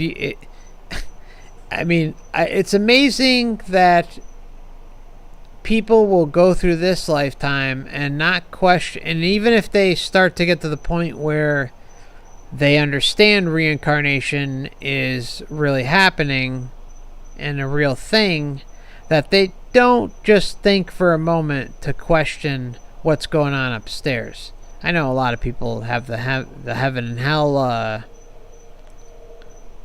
mix there, but it's as above, so below. If it's so crazy down here, what makes you think it's not crazy up there? So if everything boils down to consent, why even give it a chance? Okay. Let's see. Illusion of reality. Okay, ISB, from the hundreds of NDs I've checked out, death is easy. Yes, that absolutely seems to be true. That death seems to be pretty much a walk in the park. For most. Even for the people that are having extremely painful death experiences, it goes without saying that, there might be that painful moment, but the body, the soul, the spirit reacts and takes you and compartmentalizes you away from that pain while you're crossing over. That's just my observation on it.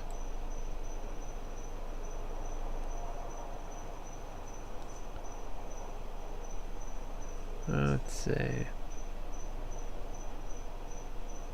Okay, Dan Rutley says it's literally all in our head. Once it's lights out, there is no coming back. It doesn't continue. That's the highest probability of what's going on, in my opinion. I couldn't disagree more, Dan, but thank you for your comment. Dan, if you need any reassurance on reincarnation, check out University of Virginia Division of Perceptual Studies. Ian Stevenson's work is incredible, and most of the people who continued on his work have all but proven it doesn't just go back 50 years. It goes way, way back. Reincarnation, in my opinion, actually no, it's a fact. It's happening. So I suggest, if you have any doubt, check out University of Virginia Division of Perceptual Studies. It will treat you well. Ian Stevenson's work in particular is the best modern day material you can come across to ease your mind and confirm that reincarnation is in fact happening here on Earth. Simon says, yep, they got the face nappy first. They've always been jealous of us. Nobody says they are all the same things, that they're content with their current lifestyle despite how much they suffer. Joyce says, do we even stand a chance? Absolutely, Joyce. Absolutely, we stand a chance. We are very powerful. Don't forget that. Don't underestimate. Remember, I keep saying that we have to, with every fiber in our being, know that we're going to make it out here. We are extremely powerful. They are deceivers. They're presenting you an illusion.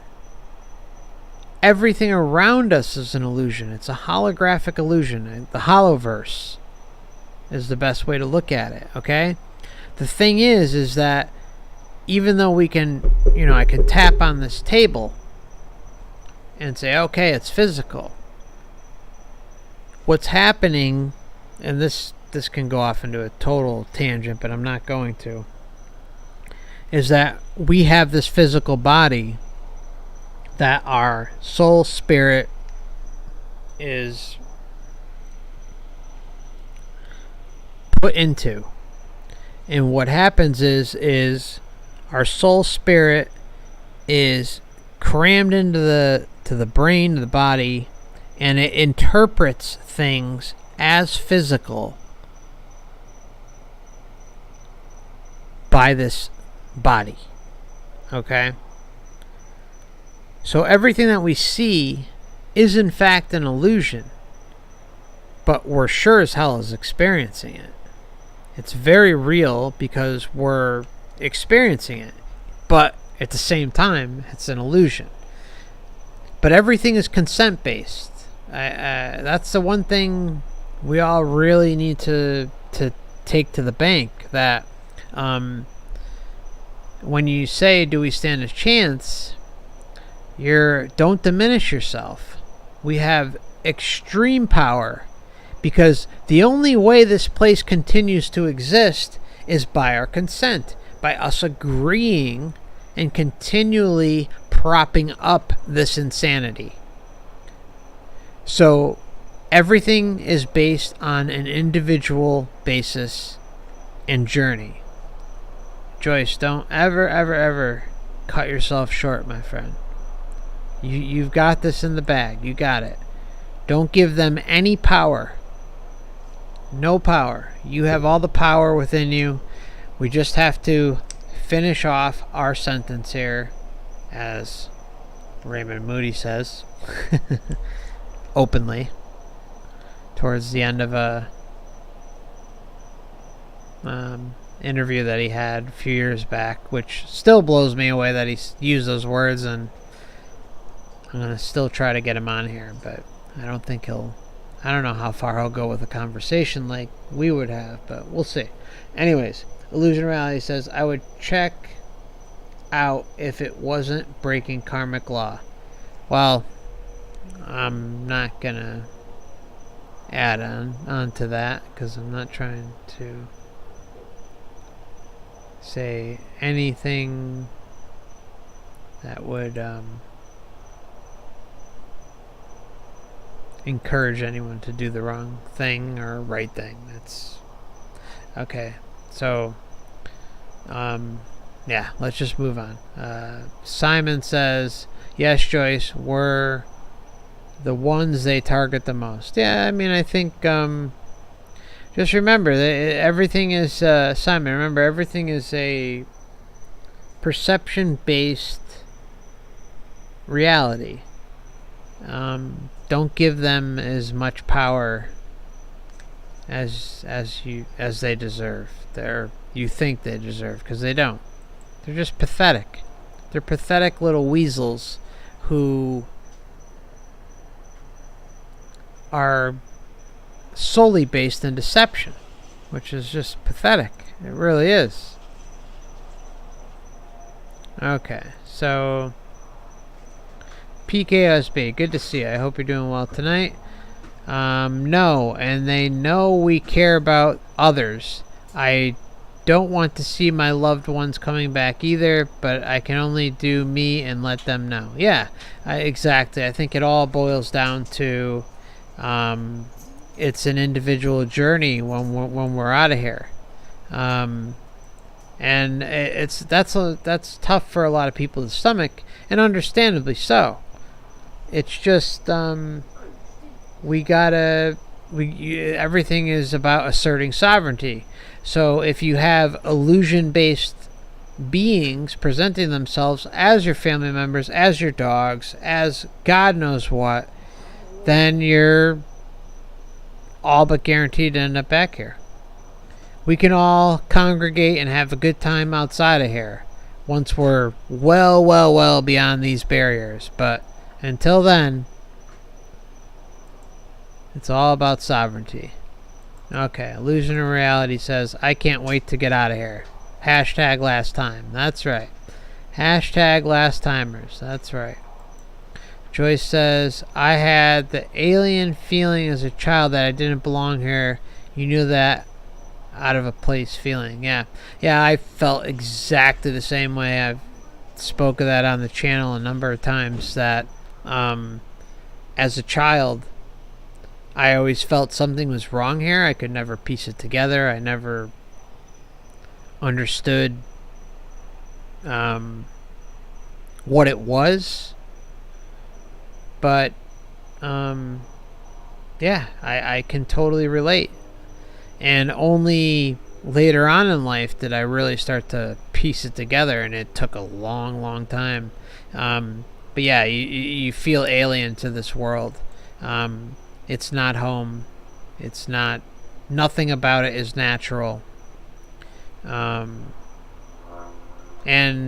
when you start to piece these sick things together that's going on here, it really creates an understanding.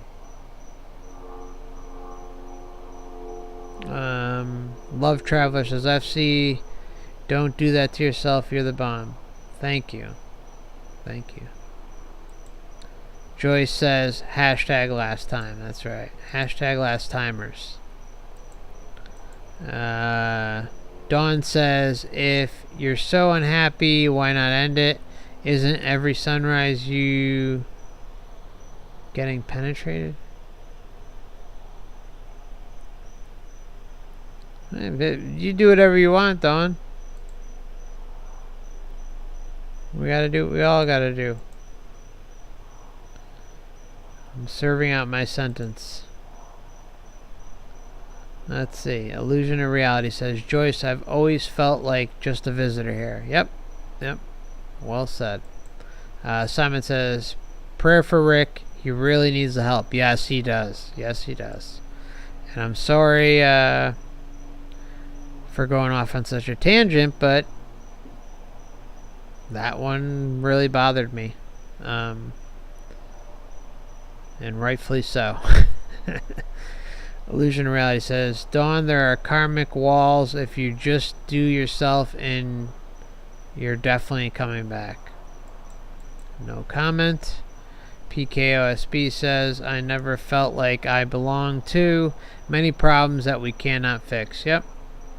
Yeah, it's the feeling of helplessness. So just think about the narrative that we have always been told about how we're just a speck of a grain of sand on a beach in compared to the whole universe. While that, yes, that might be true, that whole thing, that whole narrative is meant to demean you, is to demean us as beings, when in fact we are a piece of the Creator.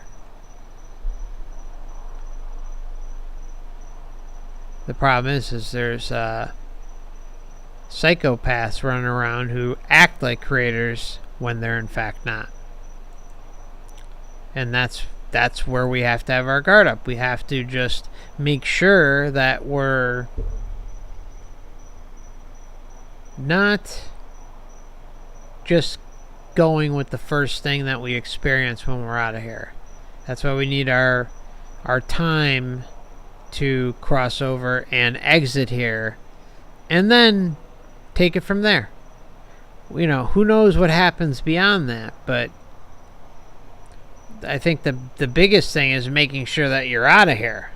You're not in this realm or its sub-realms, because that's what's going on. There's Earth, and there's Earth's sub-realms, many of them. From what I can tell, there's many, many, many of them. And all it takes is getting stuck in one, like we're here now, to fall into an everlasting cycle of insanity.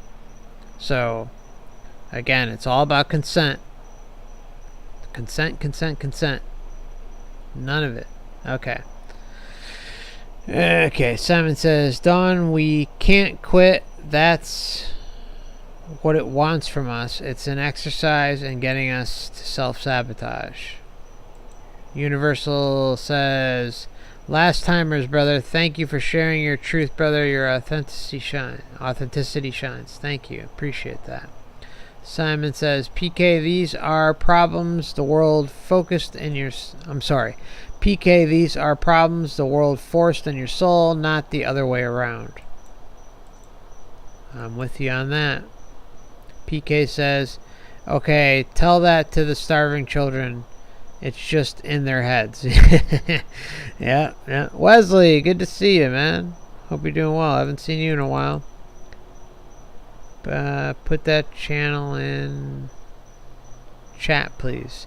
I'm sorry, Wesley. I'm not going to share Astral Cub's channel in here. You guys will have to go and search it out yourself. But I will say, for those looking to find it, all you have to do is look for the thumbnail. See in my thumbnail you have the name of the channel and the title of the video is all in there. You can do that, but I can't in good conscience put it up. No offense, Wesley. I hope you understand. If you're late to the stream, and listen back, you'll understand.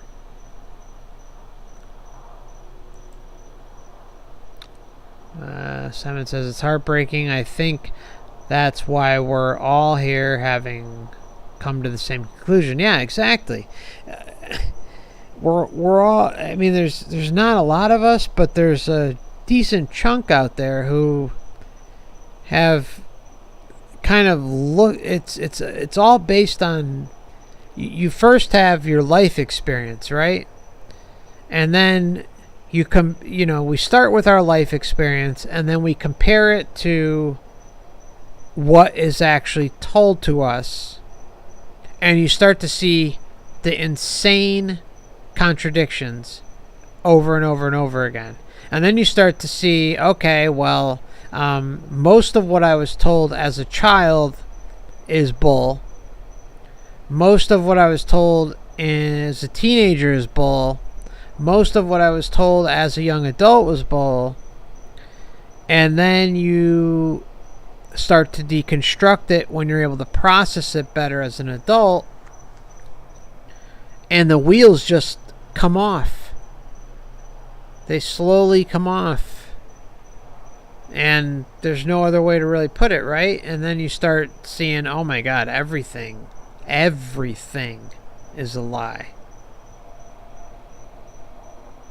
And then you go down this road where you start to look into reincarnation and near-death experiences and Matrix and blah, blah, blah, and the fabric of reality, and how, the holoverse, the holographic reality, and it's a tumbling process where you continually start to pick up more pertinent information and totally dismantle everything that you ever thought was real.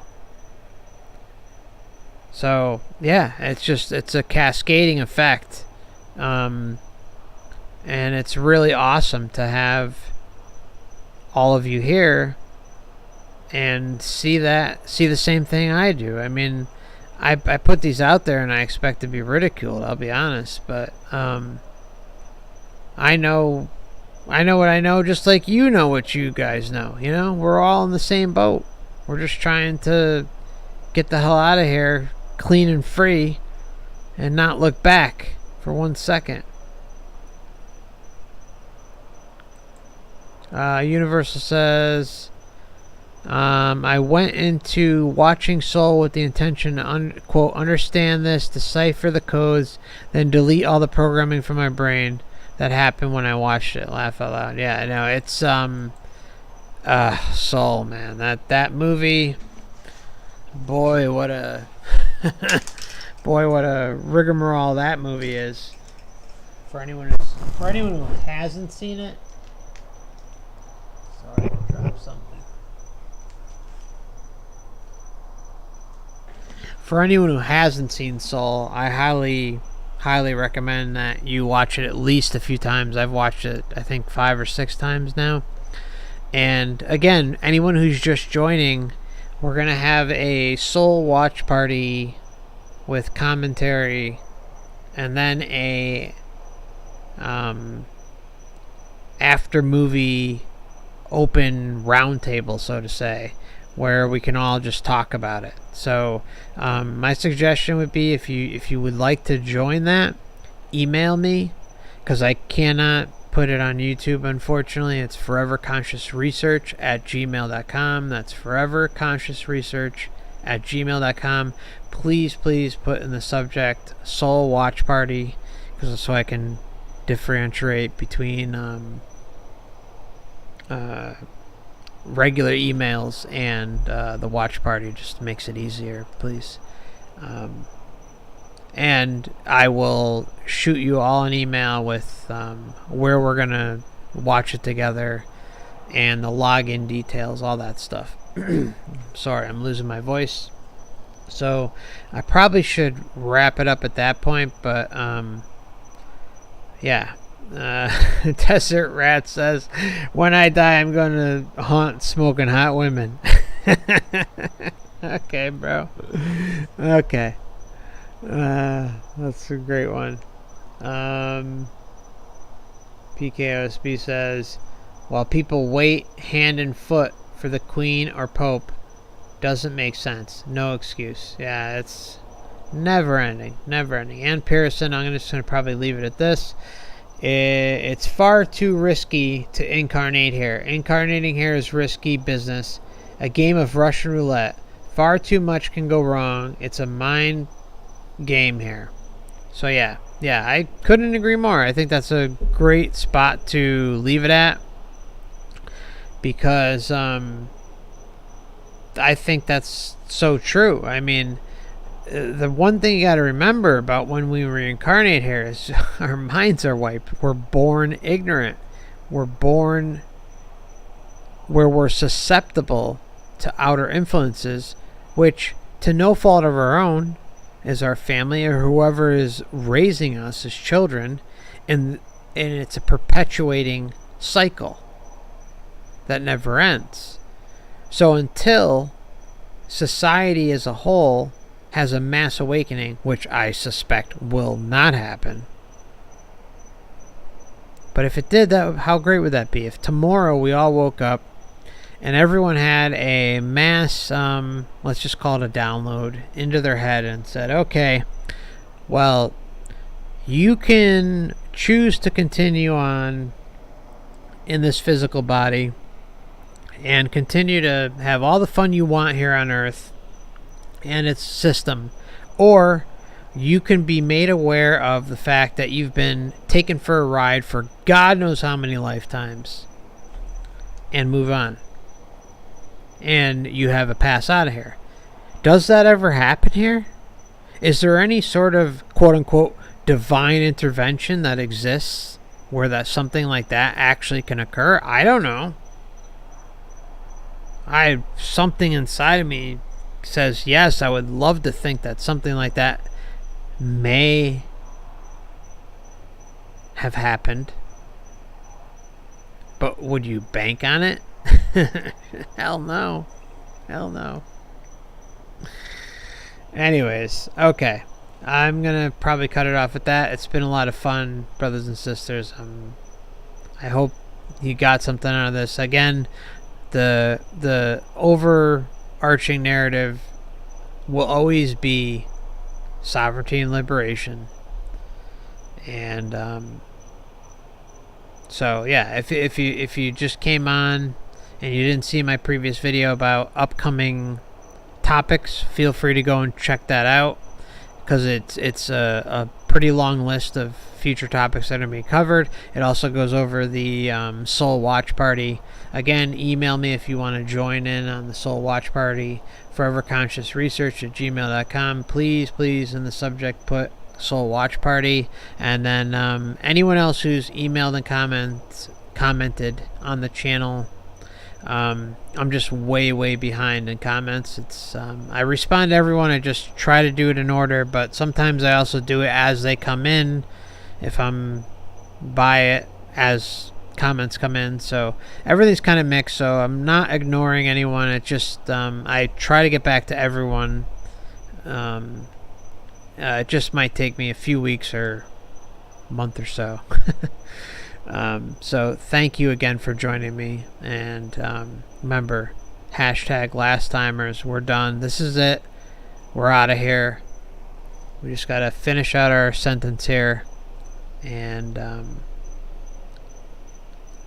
I would say there's light at the end of the tunnel, but hell no, I ain't gonna say that. Think about that. Okay, let me just say that. Think about that phrase, how popular it is, right? There's light at the end of the tunnel. Everyone knows that phrase.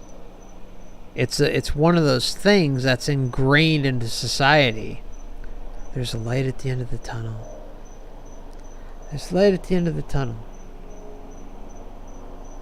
And then, boom, when you die, what do you see? A light at the end of the tunnel. Most of us, at least. Or most people who cross over. Not us. We're going to shut that shit right down. Okay, anyways. Much love, blessings. It's been fun. Email me if you want to join in the Soul Watch Party commentary extravaganza. Alright, see y'all soon.